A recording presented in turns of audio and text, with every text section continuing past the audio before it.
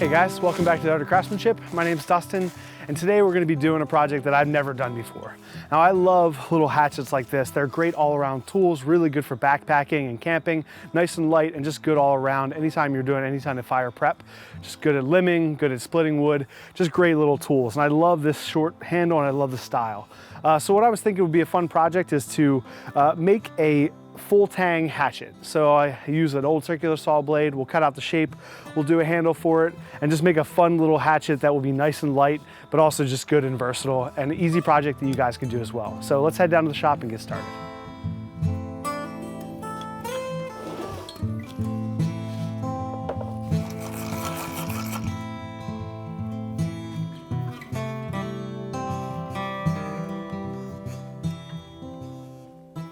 All right, so I'm going to start working out my design, and this, I want it to be some specific dimensions that I don't have in one hatchet, so I can't use this as a template. Now, I like this little hatchet, and I like the Hudson Bay pattern, but I kind of thought it'd be nice just to have a full-size axe head shape when I cut out. And the nice thing about using a circular saw blade is that it's going to be really thin, so the weight of the head is not going to be there, but it'll still have the cutting edge that I want. So this is about 5.5 inches, which I think is a good width across.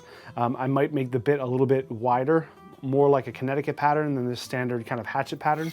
And then I have just about 12 inches with all that in for my handle, which does line up with my hatchet, the little Norland hatchet, which I like. So we'll go ahead and put down the dimensions on the paper, start working on my plan for the shape of the head, shape of the handle, get it all drawn up, and then we'll put that template on the metal and cut it out. I wanted the bit to be a little bit longer, a little bit wider, so it's originally was 3 inches on the hatchet, so I made that 3.5 inches. And then I just used the handle. I like the shape of the handle. I like the fawn split at the end, so kind of trace that down.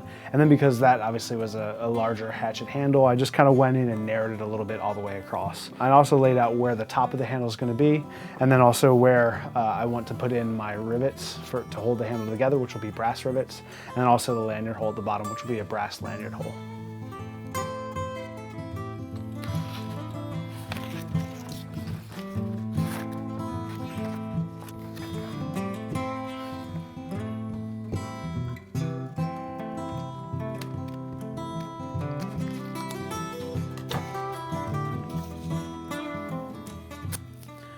I recently mentioned in a video that every time I do drawings of knife designs or things like that, I end up cutting the best ones out and then I don't have them left behind. And a lot of you guys gave me some really good comments about ideas and things that I could do. And I did take some of those to heart, and there were some great ideas, but unfortunately I have not done any of them yet. So for now, I'm just gonna tape this back in. Tape the outline of my actual axe back in, but I'm gonna get a pad of tracing paper and keep that in the shop. I think that's just the easiest way and the best way, just to trace over my designs and use those tracings. That way I can keep everything in the book.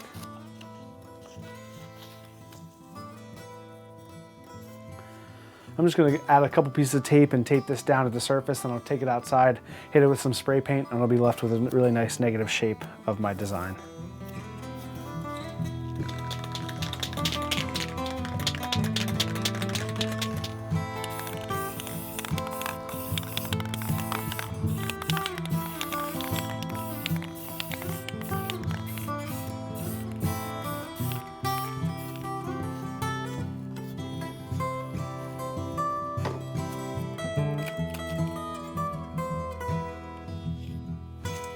I went ahead and clamped this into my vise, and I'm going to be using my 4-inch angle grinder to do most of the removal. So I'll trim off the long side here, kind of trim off another big piece, and those are areas that I'll be able to use for other projects as well. So I didn't want to kind of cut them all off.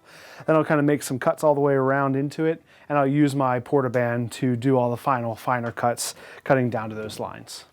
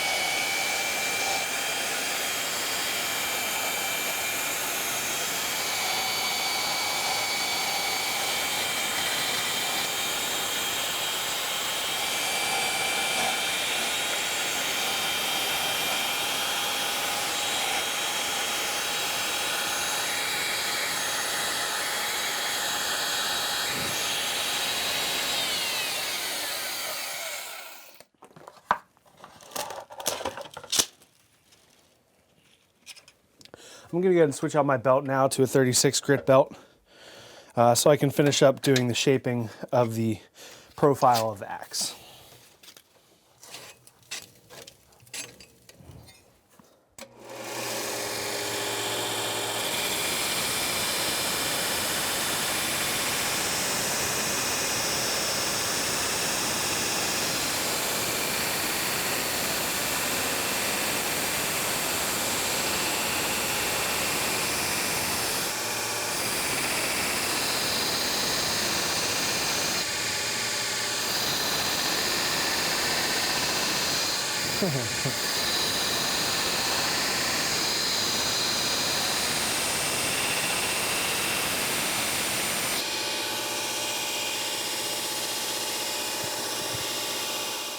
I finished up the general profile now of the shape of the hatchet, which I like. There's a little bit of finesse stuff that I need to do, but I'm gonna wait till after heat treat for that. So the next thing I wanna do is start laying out some of my layout lines, and these will just kind of show where I'm gonna use my bevels, how deep I want my bevels to go on both sides, as well as laying a line down the middle of the actual blade so I can grind down to that.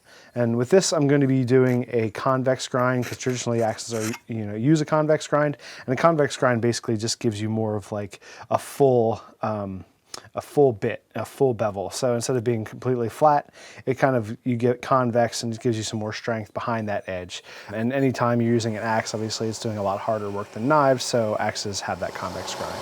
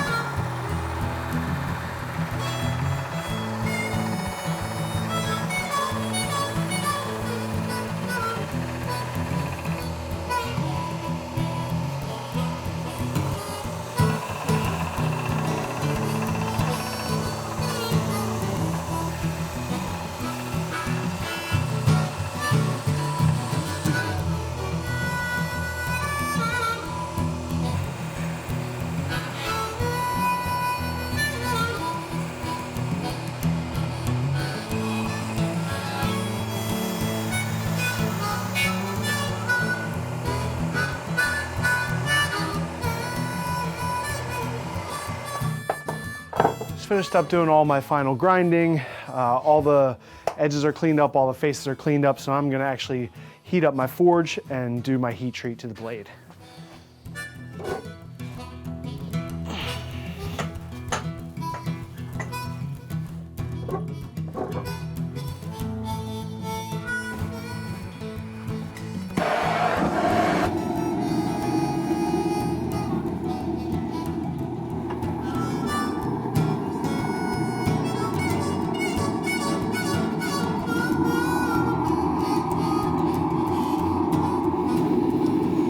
I'm doing a differential heat treatment on this blade, and so I don't really want the entire head to be hardened. I just want that front edge, the beveled edge, and so maybe about 1.5 to 2 inches of that edge is going to be hardened. The rest of it, when I actually quench the blade, I'll just quench that edge, and the rest of it will be able to soften down a little bit more. So the whole axe will be tempered later to the same softness, but really only that front edge will be really knife hard.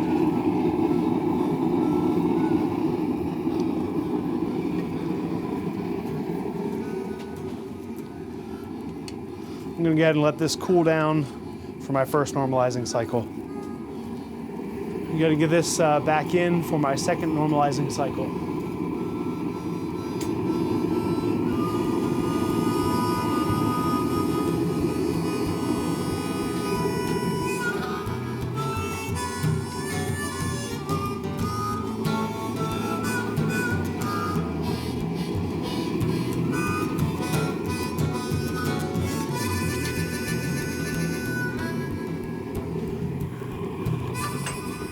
I'm going to heat up my oil with this chunk of metal, so I'm just going to get that in and get that warmed up before we do the last heat treat before the quench.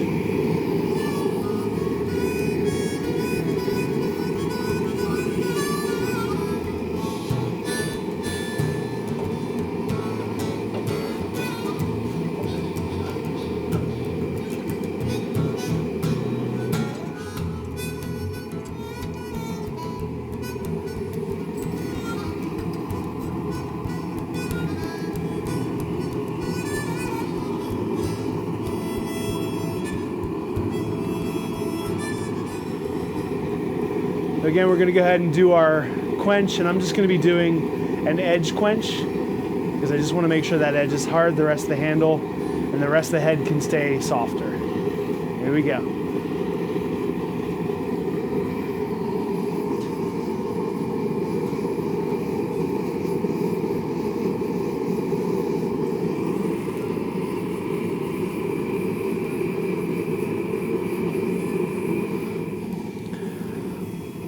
So it looks like we have a really nice straight head. The blade has stayed really straight. We haven't gotten any warp across that. And originally the whole head had a little bit of curve to it, but it looks like that came out really nicely. So it's nice and straight. You can see here this line, this is where I have the heat treated bit. This is all hardened now, and the back side of it is still soft. So even though I quenched the rest of it in oil, this part quenched a lot slower. You know, I quenched this part had time to come down in temperature before I did the quench. So everything is like hardened a little bit, but this really is the hardened spot here. The rest of it's still soft. So we're gonna go ahead and clean this up.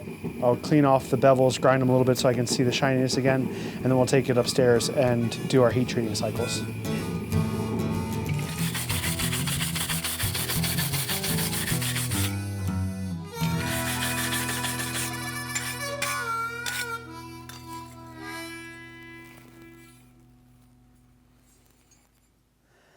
I was walking over to my grinder to clean up this edge before tempering, heard this little teeny ping, looked down, and I was like, where'd this like scratch come from? It's not a scratch, it's a crack. It just cracked the entire blade, entire bit's cracked. Gotta start over. Ugh. Well, like I said in the beginning of the video, this is the first time that I'll be making a full tang hatchet, and this is another first for me. I've never had a blade actually crack like that before, and I've heard people talk about it. You hear that little ping when a blade cracks, but it's never happened to me before, so I guess there's a first time for everything. So I'm going to go ahead and trace around this, use this template to draw out another one on another circular saw blade I have here. And I kind of thought like maybe I could use a different type of material, but I really want to try to persevere through this project and not necessarily give up and start over completely with a different thing. I want to see if I can get this to work. I'm not exactly sure why it cracked the way it did. My thought is that maybe it has something to do with just maybe the wire brushing after the actual quench. I mean, it was completely cool, but you know, the material inside was still transferring from you know, the way it was hardened to kind of this hardened steel let me know what you think. If you guys have an idea, I'd love to know more specifically if anybody knows maybe why this has happened, why it's happened to you in the past, what your theories are. Let me know in the comments. I'd love to know about it. I'm going to go ahead and not bore you guys with this entire process again. I'm going to cut this out. I'm going to clean it all up, regrind the bevels. We'll get back into the forge, and then I'll catch you up at that point on our next quench.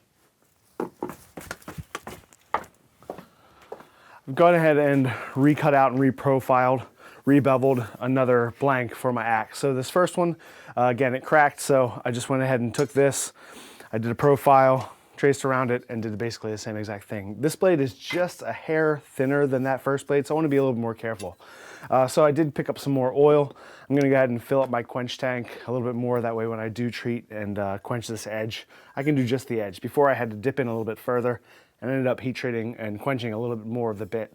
I don't know if that was the reason why it cracked or not, but I'm going to go ahead and this time just fill up my quench tank a little bit more so that way I can quench just the edge, maybe 1 inch to 1.5 inches of the edge. So we'll fill that up, get the forge started, get this back in, and do a second heat treat.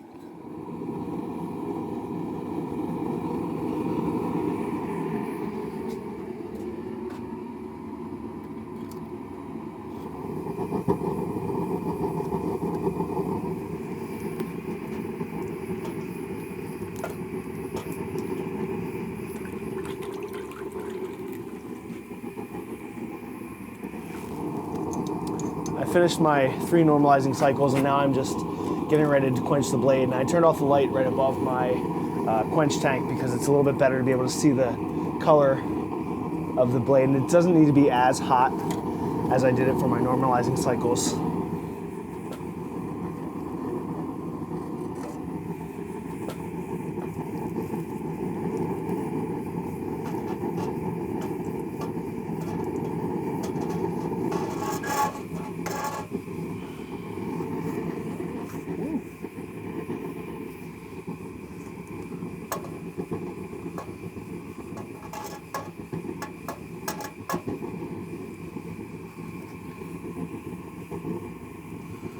We look pretty good. Looks like we stayed straight.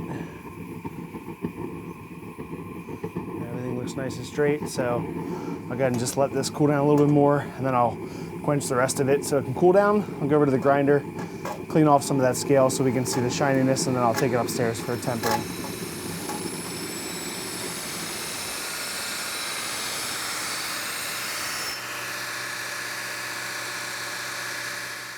I'll go ahead and put it up in the oven upstairs, get it tempered, 2 cycles at 400 degrees for 2 hours each, and just get up there as quick as possible because right now everything's going well.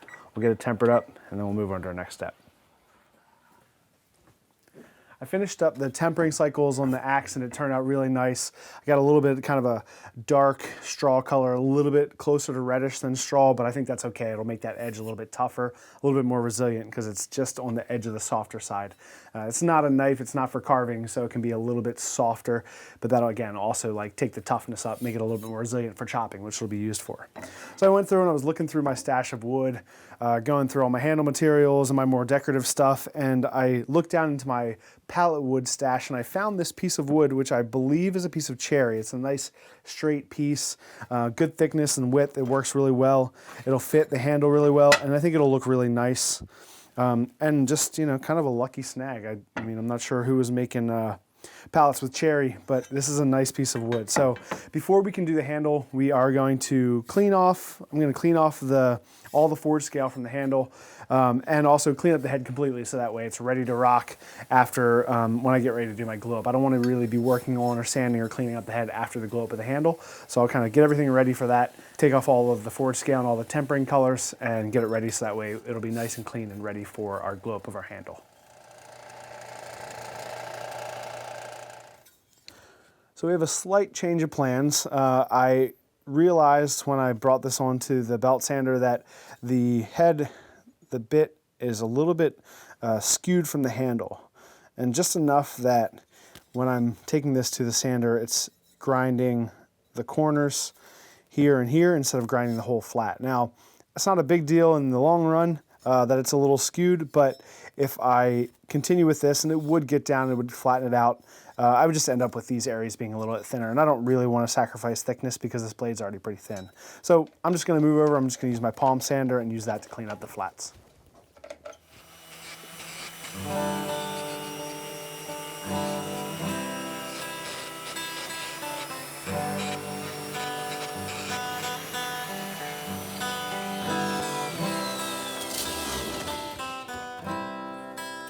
Well, sometimes when you either make a mistake or have to change your problem, change your solutions, you come up with a happy accident, and this is kind of what happened now. As I'm using my palm sander, I'm actually really liking the way this kind of matte finish, it's almost like a stone ground, or like, you know, just kind of this even matte finish on the blade head. It looks really nice. And I think also it'll, you know, be more scratch resistant and more ding resistant. You know, the more you polish something up, the more you got to maintain it so it looks really pretty and clean.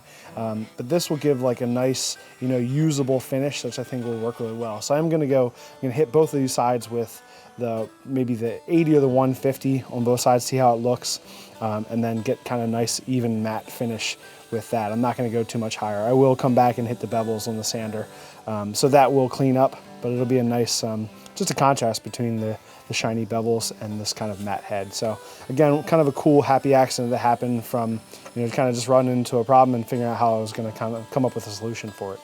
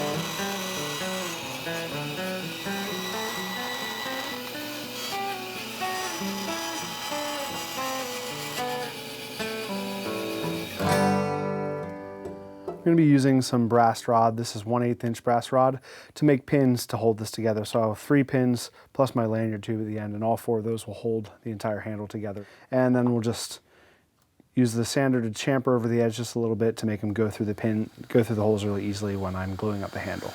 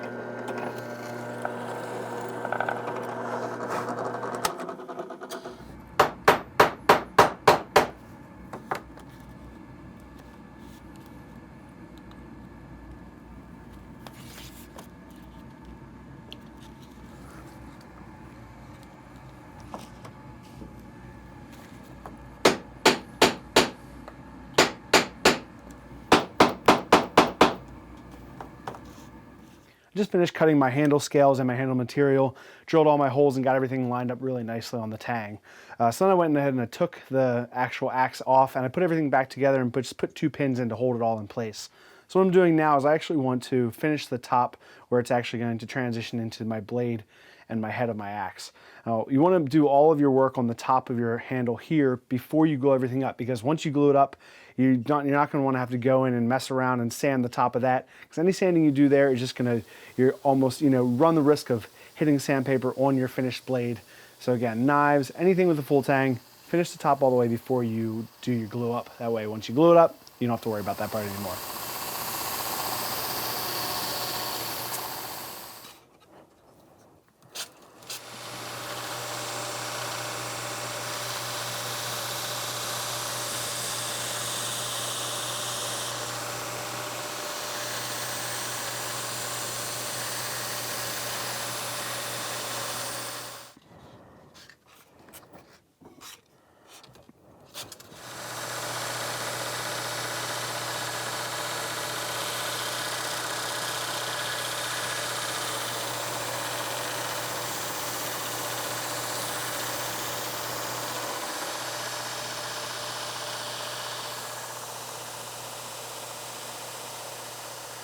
Now that I have everything cut and ready, everything to size, everything ready with my pins and everything drilled out, I'm gonna go ahead and glue everything up. Now, I'm cleaning everything first with mineral spirits to make sure there's no dust or any glue residue or any oils on there from my hands or anything. So I'll make sure everything's free of oil, free of dust. That way I'll get a good glue surface. And the glue I'll be using today is a 2-part epoxy from Total Boat. Get everything glued up, all my surfaces, clamped everything together, put my pins in it and my brass lanyard tube, and then I'll let it sit overnight to cure for 24 hours.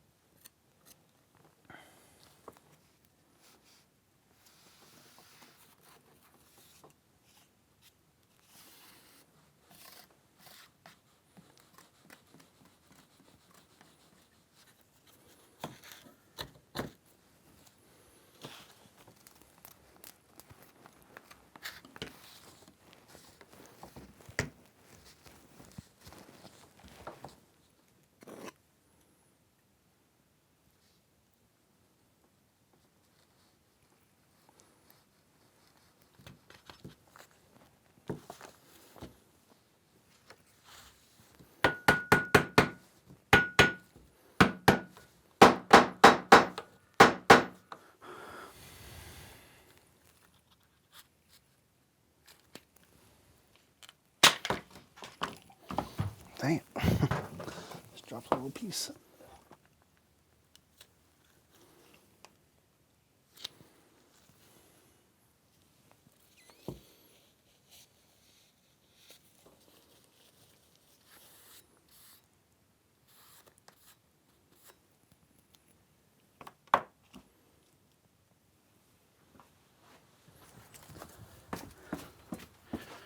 It's a beautiful day outside. We're back in the shop. We've let the glue set up overnight.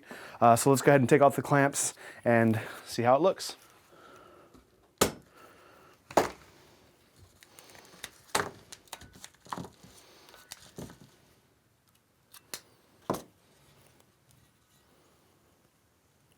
Well, it looks like we've got a few gaps along the outside edges, and this may just be gaps where, you know, the handle material is hanging over the full tang. So we're gonna have to grind it all off and check that out. But I think it may also be a result of just having such a long handle material that you have to grind flat, and I may not have gotten it as flat as I should have. But again, we'll go ahead and grind it off and check it out, see how it looks, and then we'll assess by that point.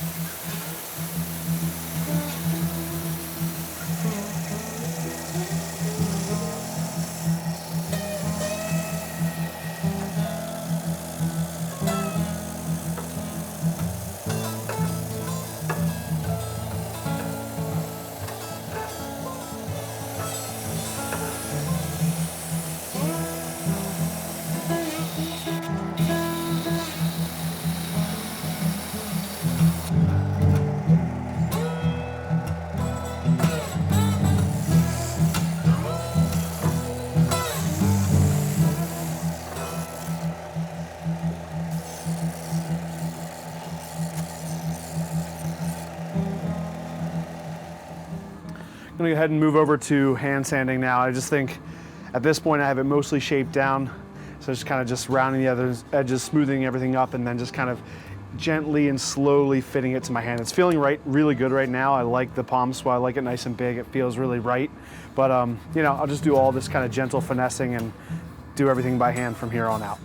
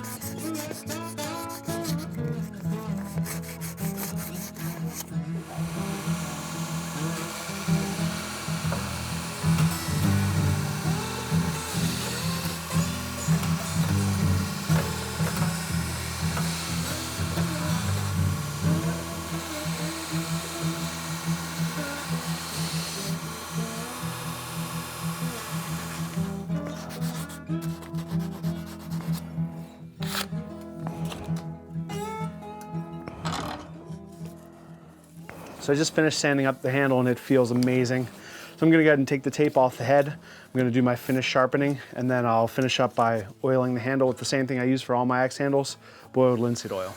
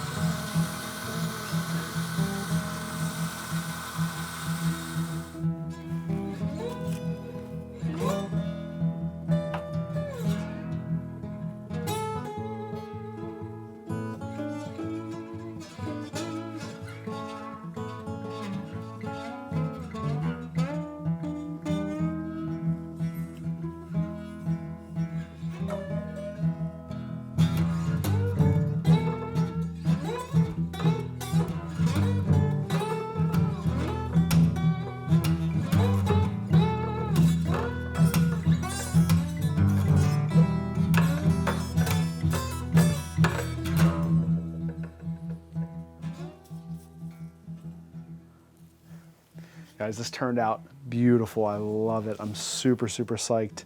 Even with my little like flaws and space and stuff, it's still gorgeous. Just this warm brown wood with the green, that kind of beautiful classic, almost like Coleman classic green. I love it. So we're gonna go ahead and wipe this down a little bit more. I'll wipe it off, let it soak in just for a minute or two, and we'll take it outside and test it out.